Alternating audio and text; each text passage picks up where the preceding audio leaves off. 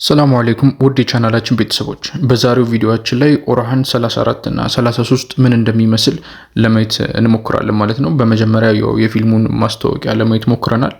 እንደምናየው እንግዲህ ሻሂ ሻምቤ ካዱን እንግዲህ በቀጣዩ ክፍል ላይ በእርግጠኝነት እንደምናየው ነው እያየን ያለ ነው።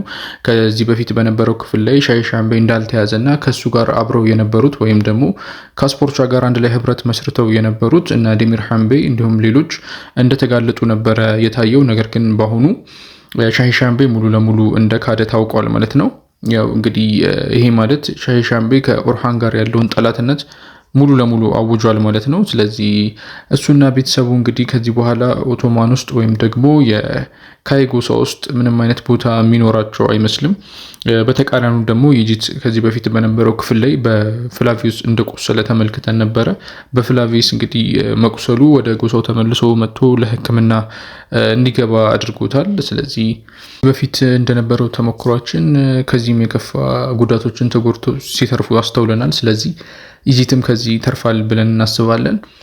ነገር ግን ፋጡማ በቀስት እንደተመታች ምናምን የሚያሳዩ ቪዲዮዎችን እያየው ነበረ። ያው ምን ያክል የተረጋገጡ እንደሆኑ ለማወቅ ቢከብድም፣ ነገር ግን ፋጡማ ያው በቀስት ተመታለች። በቀስት የመታችውም እንዲሁም ደግሞ በቀስት ለመመታት ምክንያቱን የፈጠረችውም ዳፍኔ ናት ወይም የኖልፌር እህት ናት። ከዚህ በኋላ እሷ ሙሉ ለሙሉ ጠላትነቷን እንዳወጀች ባለፈው ክፍል ተመልክተናል። መጀመሪያውኑ ወደዛ ቦታ እንዲመጣ ኢጂትን ያደረገችው እሷ ነበረች፣ ዳፍኔ ነበረች። ስለዚህ ዳፍኔ ጥቃት ሰንዝራ ወይም በቀስት መታታለች ፋጡማን። ስለዚህ በቀጣዩ ክፍል እንግዲህ ምን እንደሚመስል አብረን የምናየው ይሆናል ማለት ነው። በጣም ብዙ ነገሮች ነው ፊልሙን በተመለከተ እየወጡ ያሉት። ነገር ግን ያው እንደምታውቁት እንደዚህ አይነት በጣም ታዋቂ ፊልሞች በሚለቀቁበት ወቅት ብዙ ነገሮቹ እርግጠኛ ለመሆን የሚከብዱ አይነት ጉዳዮች ናቸው። ነገር ግን ልክ ተመታለች ማለት ነው ፋጡማ። እንዲሁም አንድ ያስተዋልኩት ነገር ደግሞ ምንድነው ፍላቪየስን ከኦርሃን ጎን ለጎን ሆኖ ሲዋጋ የሚያሳዩ ቪዲዮዎችን እያየው ነበረ። ስለዚህ ፍላቪየስ ምናልባትም እንግዲህ ጠላትነቱ ባሰብነው መልኩ ከኦርሃን ጋር ላይቀጥል ይችላል። ኢጂትን በመምታቱና እንዲሁም ደግሞ ከፋጡማ ጋር በነበረው ግንኙነት ኦርሃን ትልቅ ቅጣት ያሳድርበታል ብለን ነበረ። ነገር ግን ያየኋቸው ቪዲዮዎች ላይ እንግዲህ እንዳልኳችሁ ከኦርሃን ጎን ለጎን አብረው ሲዋጉ አስተውለናል ማለት ነው። ስለዚህ ይሄ ፍላቪየስ እና ፋጡማን ለሚወዱ ሰዎች ጥሩ ዜና ነው። ከዚህ ቀጥሎ ሌላው ነገር ያየነው ደግሞ በአስፖርቻ እና በኦርሃን መካከል ያለው ግንኙነት ነው። እንደ ቀልድ እነዚህ ሰዎች ሊጋቡ የሚችሉበት መንገድ እንዳለ ነው እያየን ያለ ነው። ምክንያቱም እንግዲህ አስፖርቻ ኦርሃንን ያዳነችበትን መንገድ አስተውለናል። ባለፈው ክፍል ላይ ሊያጠቁት ሲሉ ነው ከጀርባው እንግዲህ ሊያጠቀው የነበረውን ሰው መታ። ከዛ በኋላ ወቅቱ ጋር ተቀላቅላለች። በእርግጥም ራሷን ለማዳን ይሄኛው ብቸኛው አማራጭ ስለነበረ ነው ይሄንን ያደረገችው። ነገር ግን ከኦርሃን ጋር ያላት ነገር ትንሽ ከበድ ያለ እንደሆነ እያየን ነው። ምክንያቱም ከዚህ በፊት በነበረው ክፍልም እሱን ስታገባ ያለመች እንደነበረ እያየን ነበረ።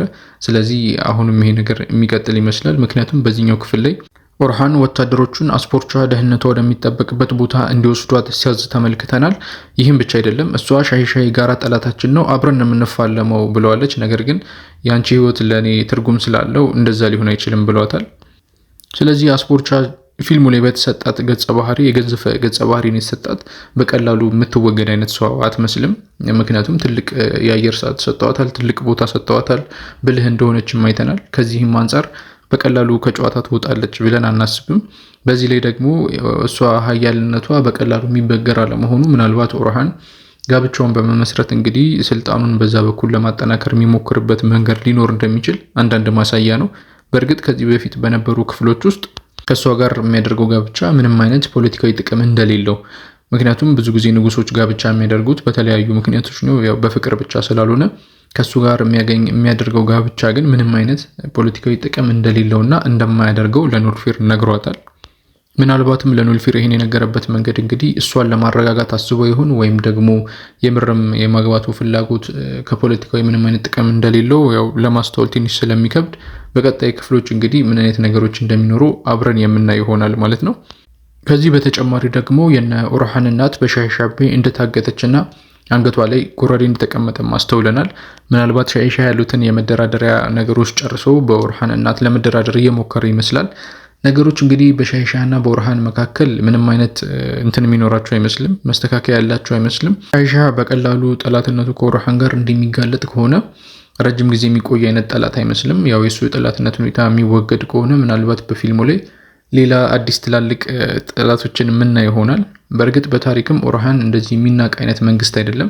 በጣም ብዙ ነገሮችን የቀየረ ታሪክ ላይ ትልቅ ነገሮች ካሰፈሩ ከሚባሉ የመሪ ዝርዝሮች ውስጥ አንዱ ነው። ምናልባትም ቱርኮች ብቻ ሳይሆን ኢራኖችም ትላልቅ የኢስላም መሪዎች ወይም ተጽዕኖ ፈጣሪ የኢስላም መሪዎች ብለው ከሚያስቀምጧቸው ዝርዝሮች ውስጥ ኦርሃን ቤይን ያስገቡታል። ስለዚህ ኦርሃን ቀላል መሪ አይደለም፣ ብዙ ነገሮችን ወይም ብዙ ተጽዕኖዎችን መፍጠር የቻለ መሪ ነው ማለት ነው። ከዚህ በተጨማሪ እንግዲህ ሻሂሻም ቤይ ቀኝ እጅ የነበረው ሰው በኦርሃን ቤተመንግስት ውስጥ ተገድሏል ማለት ነው። ከዚህም በተጨማሪ እርግጠኛ ባልሆንም አፍጂ ቤይ በኦርሃን ተገድሏል። በጦር ተወርውሮ ተመቶ ኦርሃን ቤይ ገሎታል ማለት ነው። እንደ ማጠቃለያም እንግዲህ አንድ የመጨረሻ መልእክት የሚኖረኝ በዚህ ሳምንት ኦርሃን አይኖርም። እነዚህ ቪዲዮዎች አሁን ያነሳሁላችሁ ሀሳቦች ከማስታወቂያው እንዲሁም ከተለያዩ ቪዲዮዎች የተቀነጫጨቡ ሀሳብ ናቸው። ኦርሃን ቤይ ቀጣይ ሳምንት ነው ሊኖር የሚችለው፣ ምክንያቱም በዚህ ሳምንት ማታ ላይ ሻምፒየንስ ሊግ ጨዋታ ስለነበረ ይህንን ፊልም የሚያስተላልፈው ቻናል ደግሞ በተጨማሪ ሻምፒየንስ ሊግን ያሳይ ስለነበረ ወደ ቀጣይ ሳምንት ኦርሃን ተዘዋውሯል ማለት ነው። ስለዚህ በዚህ ሳምንት ምንም አይነት የኦርሃን ቤይን ክፍሎች አናይም ማለት ነው። እስከ ቀጣይ ሳምንት እንግዲህ መልካም ሳምንት። እስከዛ ድረስ ሀሳብ አስተያየት ካላችሁ ፊልሙ በምን አይነት መልኩ ይቀጥላል ብላችሁ የምታስቡበትን መንገድ ኮሜንት ላይ ያሳውቁኝ። መልካም ጊዜ ይሁንላችሁ።